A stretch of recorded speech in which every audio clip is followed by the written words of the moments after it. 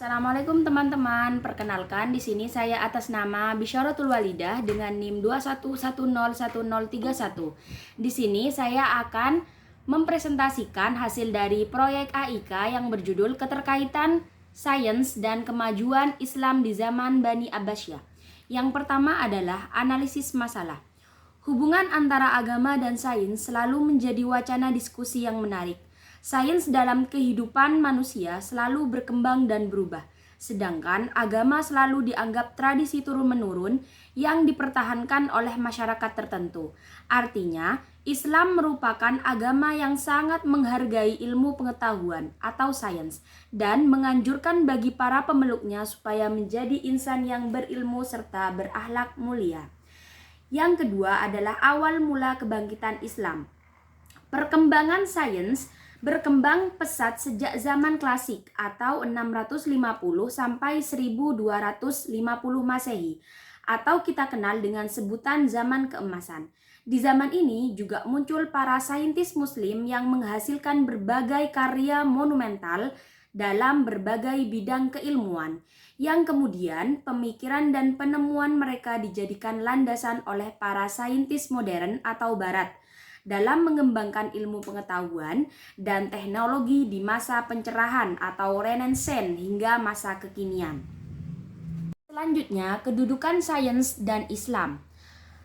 Sains memiliki kedudukan tinggi dalam pandangan Islam, antara lain meliputi 3 hal. Yang pertama, sains adalah alat untuk mencari kebenaran.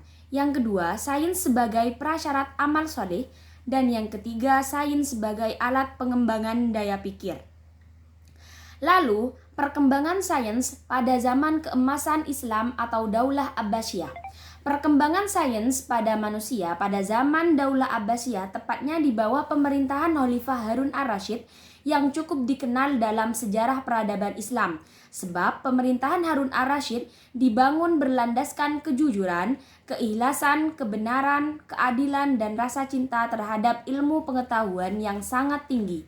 Sesuai dengan watak sosialnya bahwa sains akan berkembang jika ada sikap keterbukaan, inklusif, akomodatif, selektif, dan kreatif. Artinya, Islam terbuka dan akomodatif dalam menerima berbagai ilmu pengetahuan atau sains maupun budaya dan lain sebagainya. Pertama, pemicu yang menunjang kemajuan sains dalam dunia Islam masa keemasan tidak terlepas dari kegiatan penerjemahan manuskrip-manuskrip karya maestro Yunani seperti Thales, Socrates, Plato, dan Aristoteles.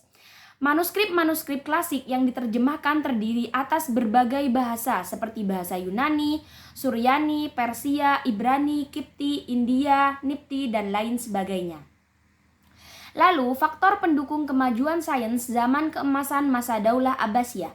Sejumlah faktor yang mendukung bagi keberadaan sains di masa dinasti Abbasiyah dalam mencapai zaman keemasannya sehingga mampu menjadi pendorong berkembangnya sains dunia pada masa depan. Antara lain, yang pertama, faktor asimilasi yang telah terjadi di kalangan bangsa Arab dengan bangsa lain yang telah terlebih dahulu mengalami perkembangan ilmu pengetahuan.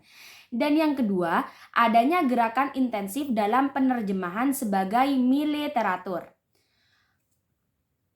Lalu selanjutnya, disimpulkan bahwa pengetahuan atau sains dalam Islam memiliki posisi yang sangat urgensif. Hal ini bisa dilihat dari literatur utama dalam Islam atau Al-Quran dan Al-Hadis yang menyebutkan bahwa insan yang berilmu akan diangkat derajatnya sesuai dengan Quran surah 58 ayat 11. Oleh karena itu, sains dapat dijadikan sebagai pedoman dan ajaran kita dalam kehidupan sehari-hari. Terima kasih.